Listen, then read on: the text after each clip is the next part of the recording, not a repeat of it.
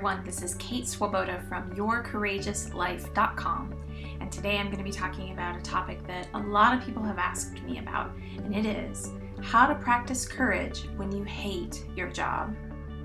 If you're a longtime follower of my site, or especially if you're someone who has read and used the Courageous Living Guide, you know that I'm a huge proponent of the idea of ordinary courage. I don't believe that for your life to be extraordinary, you have to jump off of tall buildings or make $1 million. I think that if you're a mom and your way of practicing courage is to just really be in integrity around being a great mom, then thank you. I'm so glad that you are in the world and that you're willing to practice that kind of courage. So when I'm talking about practicing courage, even when you hate your job, I'm not talking about going into the CEO boardroom and storming a meeting and making them do it all differently. I'm talking about on a very practical level, day to day, how do you make change? The first thing that I would say is take responsibility for your life. This is something that applies in every domain, and it particularly applies anytime we notice that we quote-unquote hate something. Take responsibility for your life, including the choice to take on that job, as well as your choice about how you feel about that job, the responses you have when you're asked things at that job, the responses you have to your coworkers, the responses you have to your workload. I know that sometimes that can feel really, really difficult, and I'm definitely not talking about people who are in situations where social and class factors are forcing them to be in a particular line of work. I would never show this video to somebody who works in a sweatshop and say, oh, just, feel better about where you're working and be in choice and it's okay. I'm talking about people who really do have a choice. And look at how much you choose, if you are choosing it, to resist the idea that you have a choice. That's part of taking responsibility for your life as well. And just in case you're wondering, I'm not saying any of this from the perspective of someone who's just always loved the work that she's had. I've had jobs that I downright hated, and I wouldn't have had such a hard time with them had I known then what I know now and been able to practice some of these tools. Next up, ask yourself what you can change. What can you change? Take responsibility for that. Maybe all you can change is your attitude about something because you literally just don't have any power or clout at the job that you're working in. But what can you change? The third thing I'll say is take action. This is where a lot of people start to get hung up.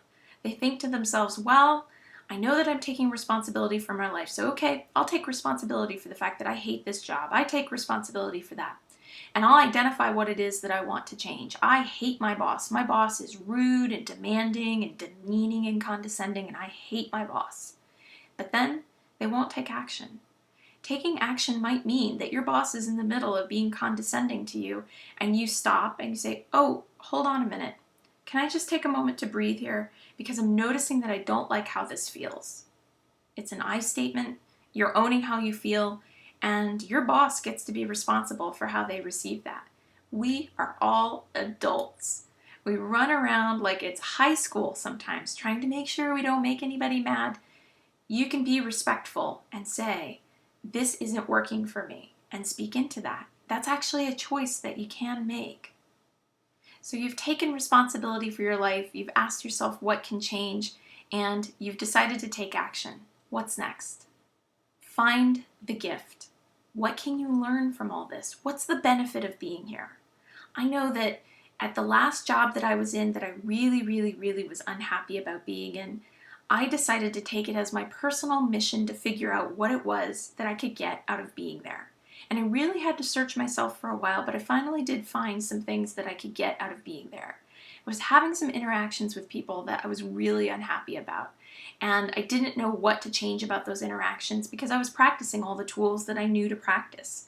And finally what I hit on was that this could be a wonderful opportunity for me to practice love, compassion, and patience with people who were just pushing my buttons like crazy. And that might sound like Susie cream cheese, rainbows and unicorns, oh, flaky, silly, happy, kind of just putting it down type of approach, because that's how we tend to react to those sorts of things in our society. We tend to view optimism as not being very cool. Well, you can live that way if you want. That's a choice too. And I'm going to challenge you, and I'm going to invite you into the idea that if you wanted to practice something that would really give you a benefit, even in the stickiest of situations, that's an option that's available to you. So those are my ideas for how you can practice everyday ordinary courage even if you hate the job that you're in.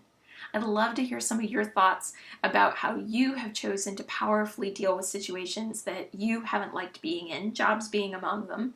And you can head to the Facebook page to tell us a little bit about that. Go to www.facebook.com/yourcourageouslife.